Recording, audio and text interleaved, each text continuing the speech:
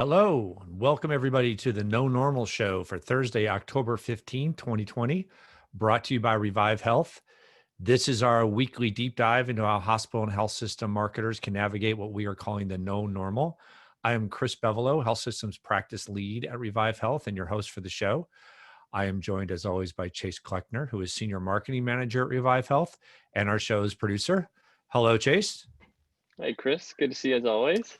Good to see you too. Also good to see Matthew Pinzur, who is our guest today. Matt is the Chief Marketing Officer at Jackson Health System, helping direct the system's patient acquisition and loyalty strategy and overseeing the staff that manages Jackson's public face through media relations, marketing, advertising, community outreach, branding, and digital media.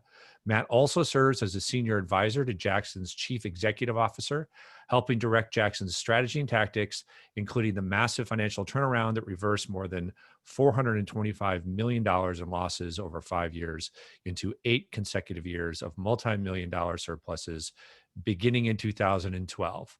Matt, hello. Hey, how you doing, Chris? Thanks for having me today. Very good. Thank you for joining us. We're looking forward to diving in here in just a few minutes. First, let me get through a couple of housekeeping notes. If you're new to this podcast, this is a place where we share industry trends, research, stories from folks like Matt or from folks from outside of the industry, any kind of ideas or content to help health system marketers navigate that no normal successfully. If you want to dig into what we mean by the no normal, it's probably intuitive, but if you want to know more about how we think about it, key principles of it, check out a blog post we wrote that lays all of that out. Chase will put that in the chat function for you, a link to that. Speaking of Zoom and chat function, you can use that throughout the show to talk to other attendees of the show today. If you're live with us, Chase will also be using it, as I mentioned, to put references to anything we may be talking about there. But if you have a question for Matt or myself or Chase, please put it in the Q&A queue in Zoom. That's where we keep an eye out for questions. We will take questions as we go if they're relevant to what we're talking about, or we always have plenty of time at the end. So make sure that you have questions for us, put them in that Q&A queue for us. Also, remember, if you're new or you haven't done this before, you can subscribe to the podcast on iTunes or wherever you listen to podcasts. Each time we have the show, we post a video recording of the episode by the end of the day. So if you would like that to share with others or to visit yourself, you can find that at our website at thinkrevivehealth.com/COVID-19. We also have all kinds of other content related to COVID-19 and all the things we've been dealing with for the last, I guess we're up to 7 months now. It feels like it's been 7 years, but I think it's just been 7 months of this. Oh boy. Okay. So Matt, are you ready to dive in? I'm always ready. Okay, so what we wanted to talk about with you, because this is kind of a passion point for you, is the concept of transparency. And we're going to really kind of address that just in general in terms of what you and your organization are doing in regards to transparency, your philosophies around it, but also how COVID-19 has impacted that and see what you're doing there. So why don't you start by just sharing with us, maybe the general philosophy of Jackson Health in terms of transparency, and whatever transparency may mean to you, whether that's pricing transparency or otherwise. Yeah, thanks for teeing it up that way, because it really is something that I've given a lot of thought to and that our leadership team feels pretty strongly about. And I think it's kind of, our philosophy comes from, I think, 3 different legs of a stool. My background is I was a newspaper reporter for my first career. I spent 10 years as a reporter, mostly at the Miami Herald. So I just am kind of built to believe in sharing information, that sunlight is the best disinfectant, right? Our CEO, who actually spent 41 years as a banker before he went into healthcare, but has been very involved in our community for decades now, is also a big believer that when there's a lot of clarity about what public institutions are doing, that's how you get the most buy-in and the most alliance around it. And then if you set those two against the backdrop of the fact that we are a public hospital system in a state that probably has the most liberal laws in the country on open meetings and public records, So literally, practically every meeting of our board of trustees is open to the public and to the press. Almost every document that we have that doesn't have PHI on it, personal health information, is subject to a request from any member of the public. So there are a handful of carve-outs on that, but basically transparency is just part of our DNA. So talk a little bit about specifically some of the things that you've done to try to address transparency and bring it to the forefront there. Yeah, so I think we really are wrestling with it in two different ways, and I don't think we're alone on that by any stretch of the imagination, right? All the health systems are doing the same thing. So there's the quality side and there's the pricing side. Let me tackle the quality side first, because it's a little bit more of a hobby horse of mine. I think something any of us that have been in the industry for a while have seen evolve pretty quickly over the course of just, I don't know, maybe a dozen years, is going from that really being a black box to there being so much information out there. And I think it is worth us as an industry taking a step back and asking whether these systems that we've built are serving the purposes that we want them to. And the example that I use to illustrate this is it would not be hard for anyone to find a hospital in their community, in their state, that has a C grade from Leapfrog, 5 stars from CMS, but is not ranked from US News and is considered low performing in some other measure, right? And all of these different sources are well-intentioned. And what's super crazy about it is all of these sources are pulling almost entirely the same data. They're pulling different publicly published data from CMS and from other sources. But what they're doing is they're using their own proprietary formulas to kind of weight what's important and how much to factor each of those different elements. So what was designed to help people kind of cut through how opaque healthcare can be to consumers, I think has really surfaced as being something that is even more confusing. So we're trying to move the needle in the right direction on that. And the way that we've decided to do it, for those who are watching on video, I'm doing a little screen share here of our website at jacksonqualitydata.org, is rather than relying on other sources and definitely not cherry picking just the things that are good for us, we have very intentionally built a site where almost any publicly reported data that's going through a system where it's independently validated by a third party, we'll go ahead and we're posting it all. And not only are we doing that, but we're comparing ourselves to state and national data when it's available. And that's everything from readmissions to mother-baby stuff to stroke stuff. I mean, there's just tons of content out there, and we're trying to be really clear about where we're getting that data, what that data means in kind of layperson's terms, and very, very frankly, on this measure, is higher better or is lower better, right? Because when you're talking about readmissions data, lower is better. So the screen that I'm sharing right now is showing some mother-baby statistics, and we're very clear about the cases where we are lower performing than the state and national averages. And our hope is that people will use this when they make their decisions about where to get care, because we think that if we are really an open book about our performance, that we're going to stack up really, really well against any of our competitors. We're not quite where we want to be because we're always challenging ourselves, but we think that we really come across strongly in that way. So this reminds me of two things. One, just something that people can reference related to what Matt's talking about in terms of how confusing this gets. Haney's, which is the Hospital Association of New York, and I'm not sure if you're familiar with this, Matt, a number of years ago put out a report. They call it a report on report cards, and it documents everything you're talking about. And I was thankful to see, I just looked it up while you were talking, they've refreshed it. So there's actually a November 2019 version of it.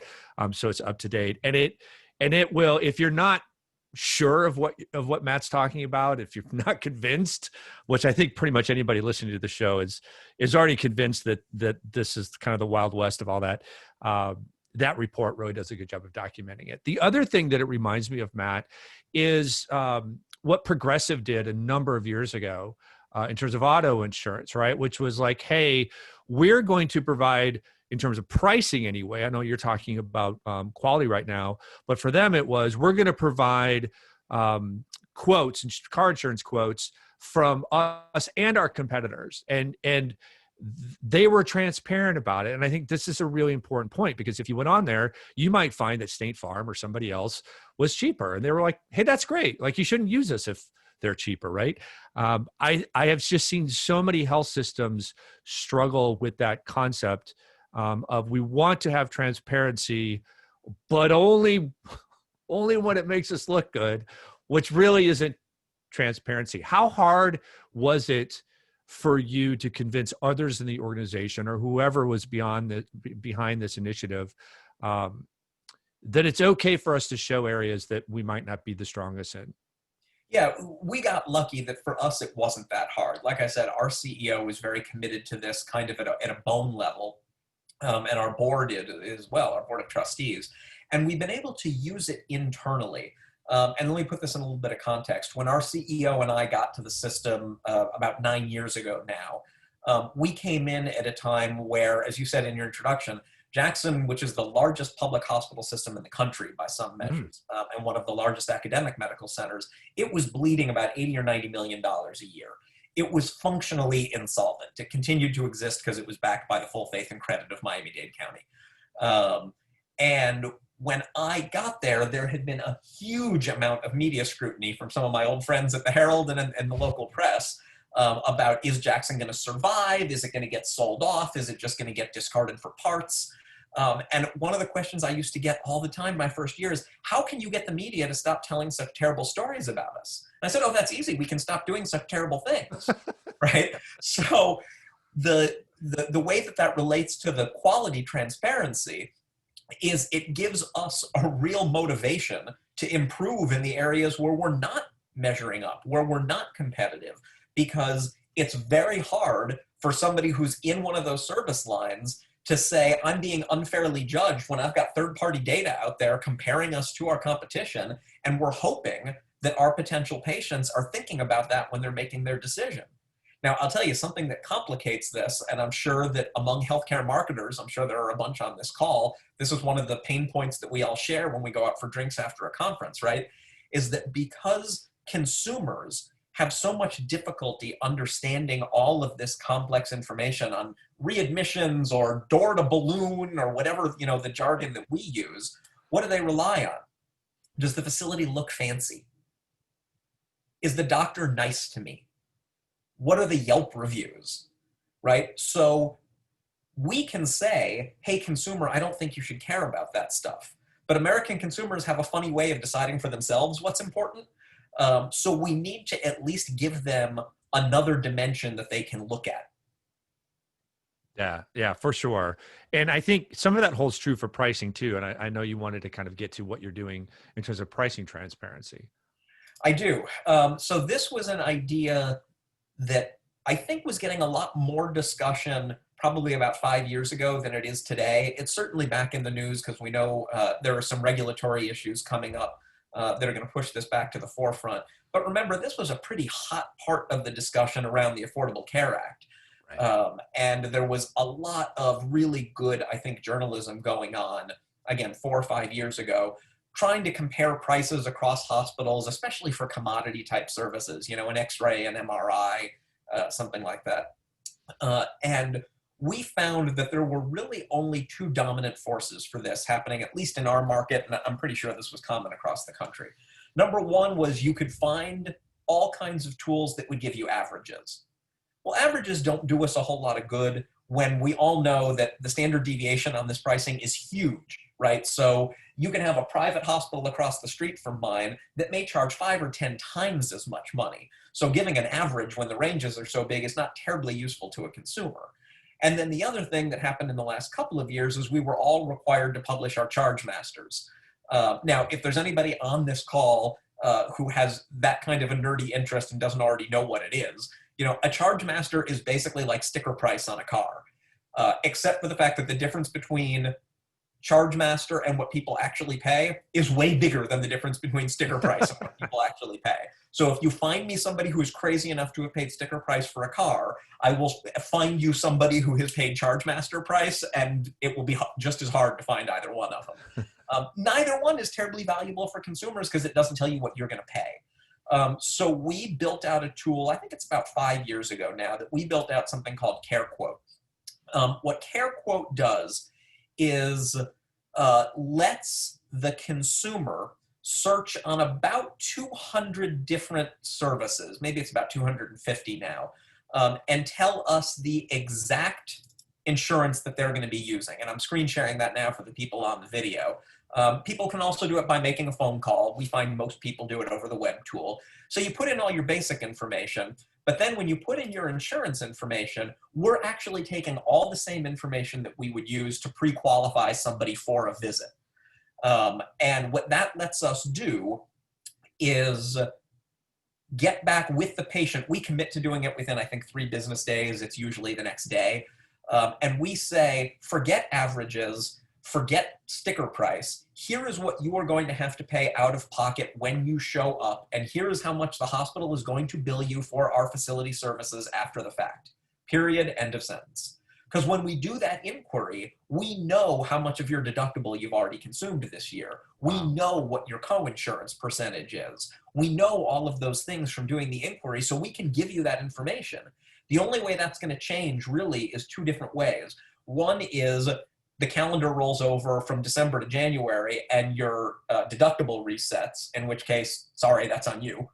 Or if you're covered by Blue Cross and we negotiate a new contract for that service with Blue Cross in between the day you ask for a price and the day you come in for the service. Well, in those cases, we'll give you whichever one is lower. So we're doing a price guarantee for 60 to 90 days, something like that. I will tell you, it gets used a lot.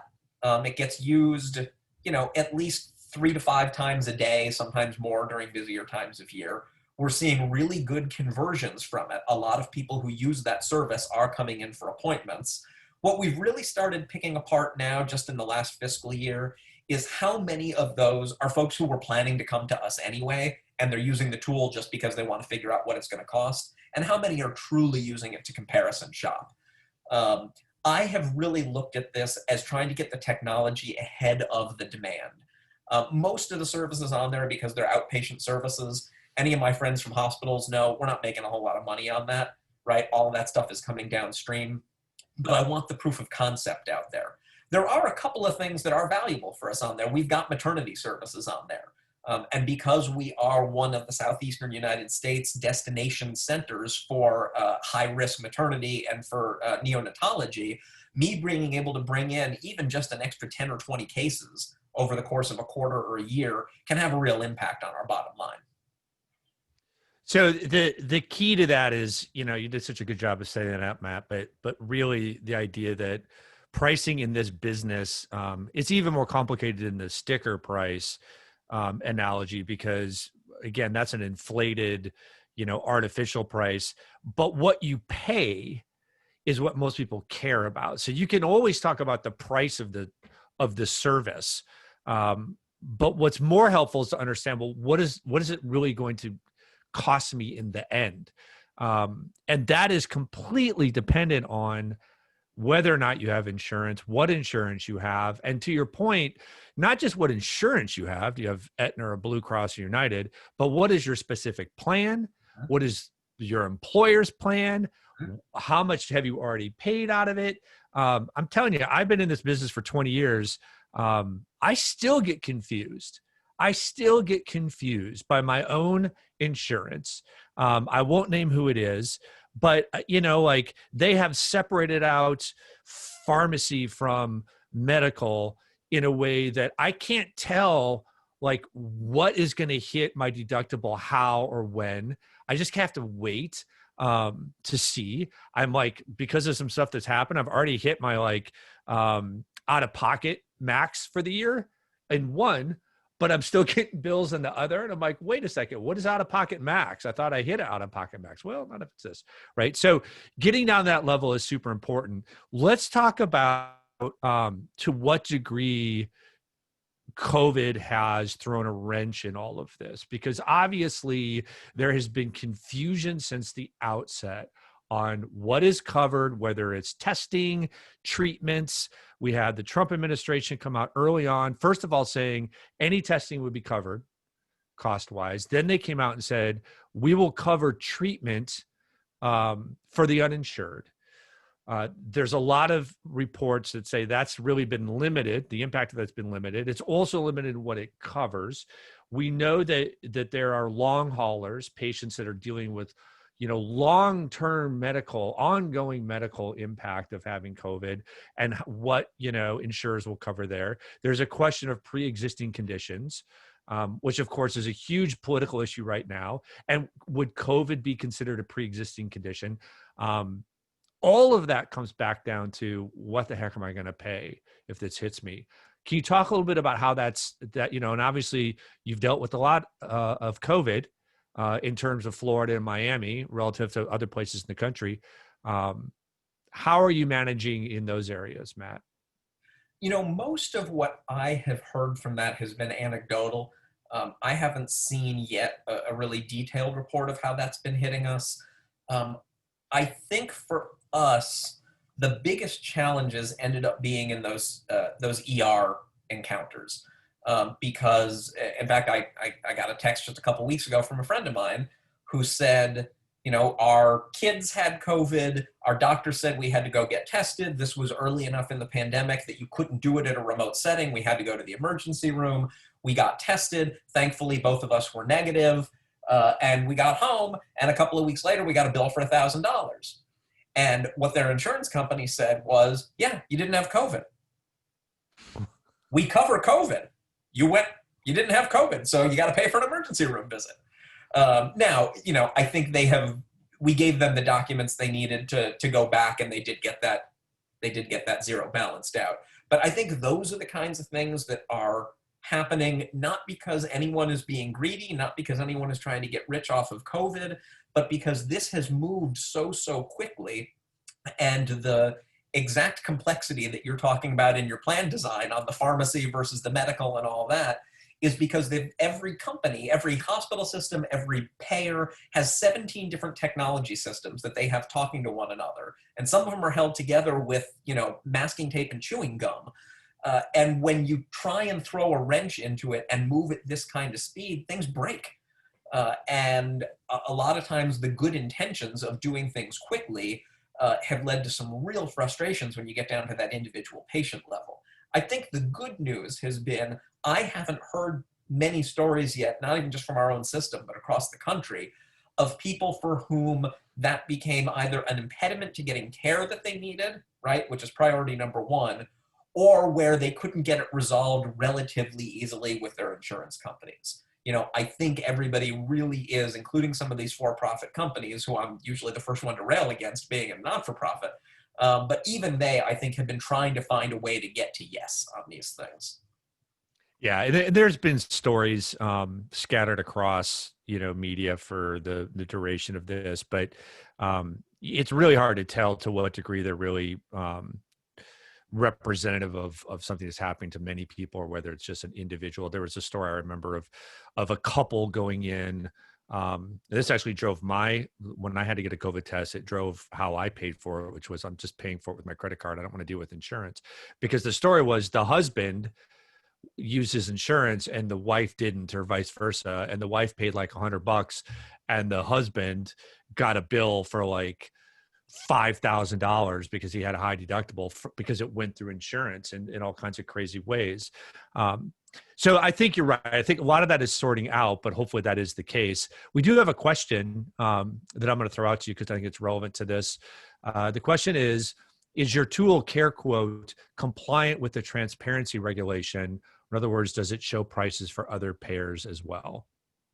So no, it does not show prices for other payers. Last time I looked at the regulation, and I confess I have not looked at it since COVID started taking over our lives in Miami, but there were a number of safe harbor provisions in there for people who have existing systems like ours. And I'm pretty sure that with a few tweaks here and there on expanding some of the offerings that we have on it, that we're going to be able to get by with some of those safe harbor exemptions. I will also say, just having been in and around politics for a very long time, I'll be pleasantly surprised if this regulation goes into effect on January 1st. I think the legal and competitive and financial costs of that, especially to the insurance companies, are such that they are not going to go gently into that good night. But we are definitely going to be spending the next 60 days getting ready in case it does. All right. So one more thing to kind of cover, and then we want to get to something, as they used to say on, I think it was Monty Python, completely different. What are your views on where this is all going, right? Like, we're spending a lot of time at the agency right now. We called it, the name of the show is A No Normal. We believe we're living in a no normal, which means it's going to be quite some time before we see anything looking like normal. And that makes it hard to kind of know what's coming next. But we are trying to look at some of the consumer behaviors that we're seeing as a result of COVID and trying to figure out how much of these are going to stick. So relative to transparency, whether it's pricing or quality, where do you see this going? Not just as we get through COVID, but maybe on the other side of it. Do you have any thoughts on that? Yeah, I think the obvious one, and because it's obvious, I won't spend more than a sentence on it. Telemedicine is here to stay. I think everybody I know at every health system, insurance company, technology platform, and everyone else has been saying for 5 years, it's a year away. And there were always regulatory issues, risk issues, legal issues, and reimbursement issues that gave everybody cold feet. Nobody really wanted to be the first mover in any big way. It turned out once there was no way to bring non-emergent patients into your facilities, everybody figured those things out super quickly. And most of it worked mostly like everybody hoped it would. So I think there is going to be a lot still happening in telemedicine. Somebody just commented in the chat that insurance companies may be backtracking on some of that. I'm sure that's going to happen as well. But I think the genie's out of the bottle. So now it's going to be the old tug of war and push and pull on the contracting and on the reimbursement and on what happens at the state legislatures. But I don't think we're going to be able to credibly be able to go back to where we were 9 months ago and say that those problems are insurmountable. Bigger picture on the transparency side, I will argue against my own interests for a minute. There are some really, really smart people, including some researchers over at Vizient, who really think this price transparency stuff is nonsense and a waste of time and energy. And to sum up their argument in kind of just a couple of sentences, they basically argue that almost all patients fall into one of two categories. People who very, very, very rarely use their health insurance, in which case they're probably just going to pay their deductible, right? And they're not going to be that price sensitive. Or people who are at the top of the pyramid who are using a huge amount of healthcare every year. They know they're going to exhaust their deductible every year, so they're also not price sensitive. They don't care whether they exhaust that deductible in March or in July. They know they're going to exhaust it and then everything's going to be covered, so they budget for that and that's what it is. My comeback to that is always, we have seen, sometimes quickly, sometimes slowly, a movement toward high deductible plans where people may not be able to exhaust it in a year. If your deductible is $3,000, okay. If your deductible is $25,000 or $40,000, that's a whole different kettle of fish. And I think we've seen, again, some years slowly, some years quickly, a move towards co-insurance. So if before you hit that $5,000 or $10,000 deductible, if you're responsible for paying 20% of whatever the pricing is, all of a sudden on some of these more sophisticated procedures, it really does become worth your while to do it.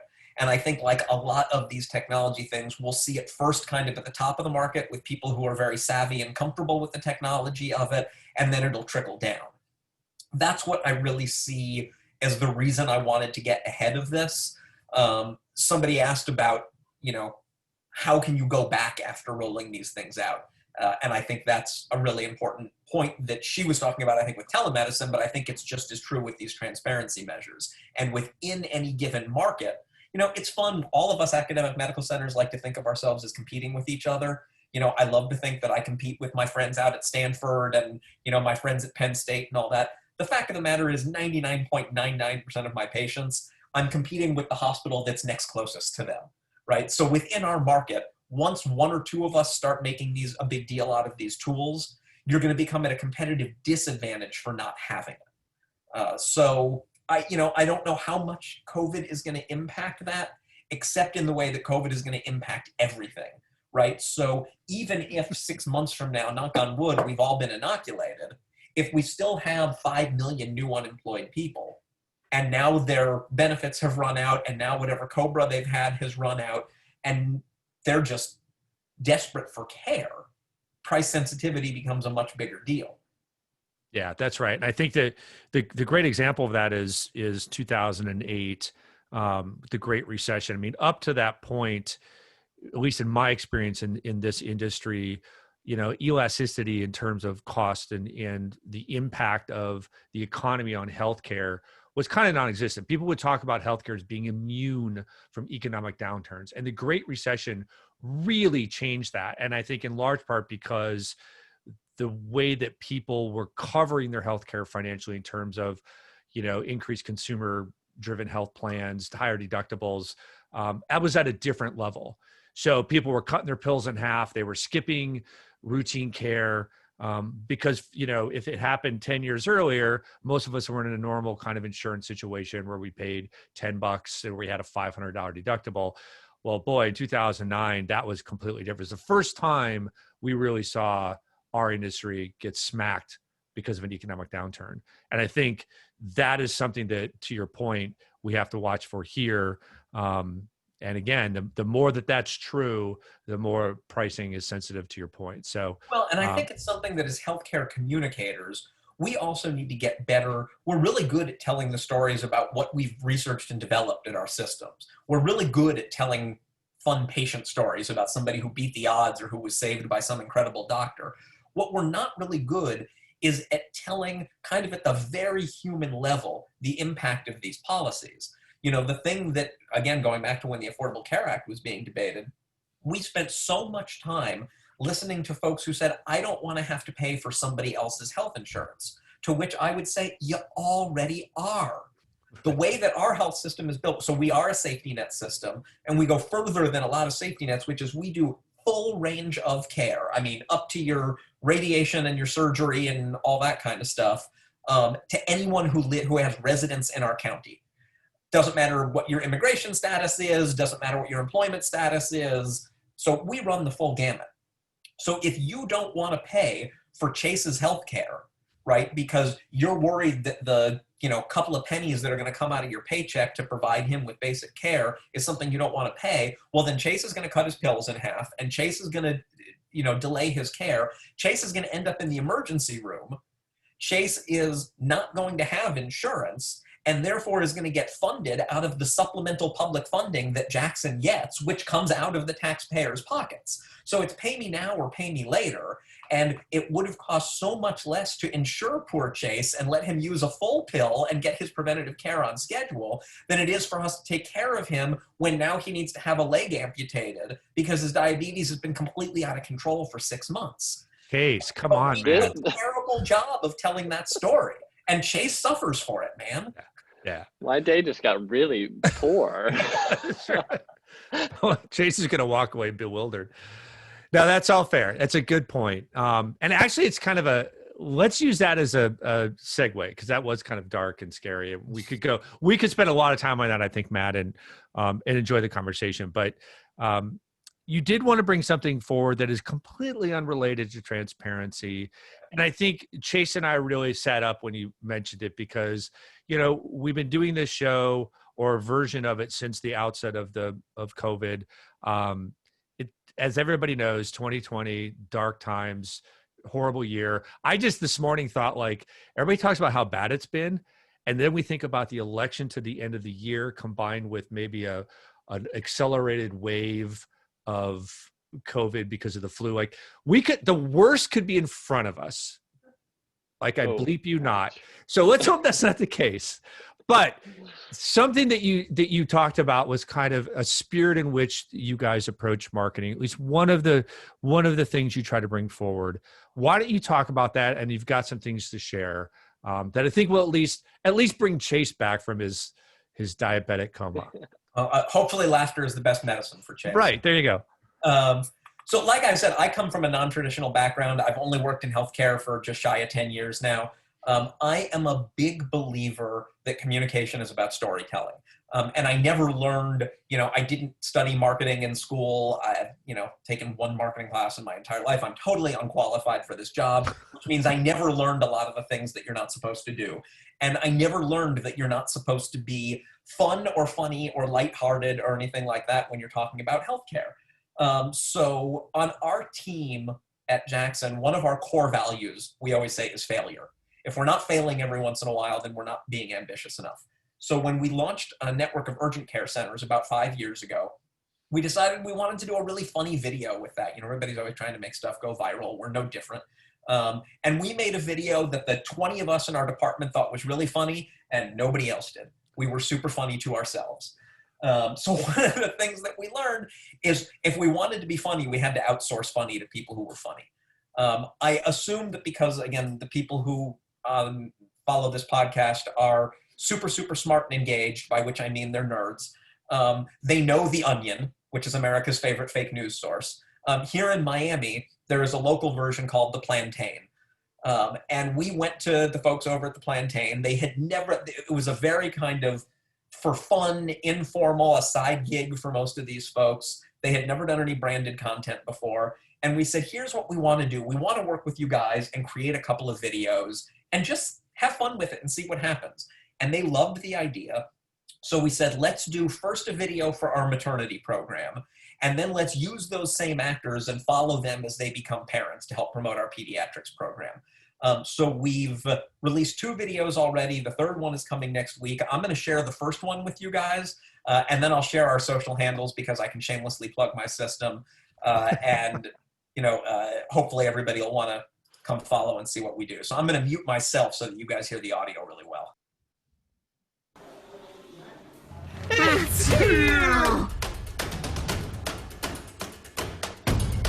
Hi, welcome. You're gonna change into this. Oh. So you're only 1 centimeter dilated. What?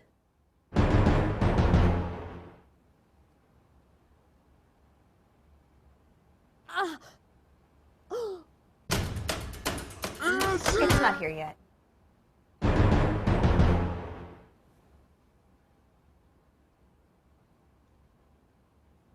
If I can't eat, you can't eat. I am creator. I am creator. You are creator. Is that Beautiful nipple work. it? It feels like you don't want to come out. This can't be normal. I promise it's normal. So do we just sit here and wait forever? Well, there is something we could do.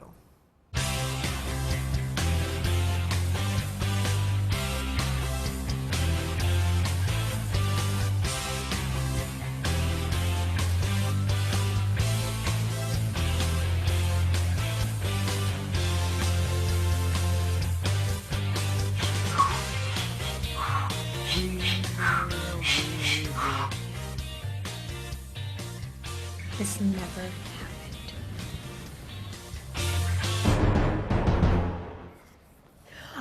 Ah!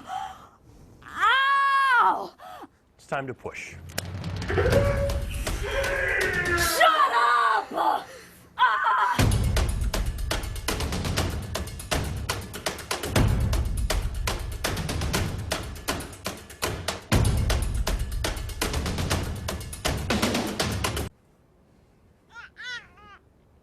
Oh no, is that normal? It's normal.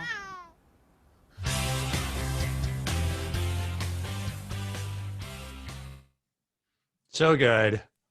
I laugh every time at like 3 or 4 points of that. I've watched it dozens of times, and I laugh every time that she yells "shut up" at him. So we released the first one of those was released last year before COVID, which obviously threw things off. We released, and that first one, I think we spent less than $5,000 on production. I think we spent less than $5,000 more boosting it on social. We got hundreds of thousands of plays. We got tens of thousands of plays all the way through, thousands and thousands of shares and engagements. So the second was released about a week ago. I didn't check today, but last time I checked, we were up to about 40 or 50,000 views already because we're latching into the plantains distribution. And then we've got a third one that is teed up to go out in the next week or two. We love the fact that these folks are funnier than we are. We love the fact that it's very Miami. You know, you saw the nurse didn't hand him a donut; she handed him a croqueta. You know, the second one in the series is about half in Spanish. Don't worry if you don't speak it; it's subtitled. It's just very much of our community, which is how we see our health system. So it's been tons of fun to work on. I'm putting in the chat right now the social handle if you want to follow our pediatrics, which is where this stuff runs, is at Expert Kids Care. That's on Instagram and on Facebook and on Twitter. We share this stuff all there. Our main handle for everything not pediatric is at Jackson Health. So please give us a follow. We try and be fun as well as being informative and inspiring. Oh, that's great. And it's such a breath of fresh air to be able to have something like that on the show. Right. Chase you're not suffering from diabetic amputation, but we're probably both suffering from a slight level of depression. But Chase also probably isn't pregnant. Probably. Let's hope not. But we appreciate you bringing that forward. That's fantastic. I think we should just wrap there. Let's just wrap on a high note. Is that fair? Love it. It's been a blast to be with you guys. Yeah. Thank you so much for joining us. We really appreciate it. Have me back anytime. Definitely. We definitely will. Chase, as always, sir, thank you. Absolutely. Enjoyed the conversation. If you have something you'd like us to cover on this show, just let us know. You can post it in the chat channel or shoot us an email at nonormal@thinkrevivehealth.com.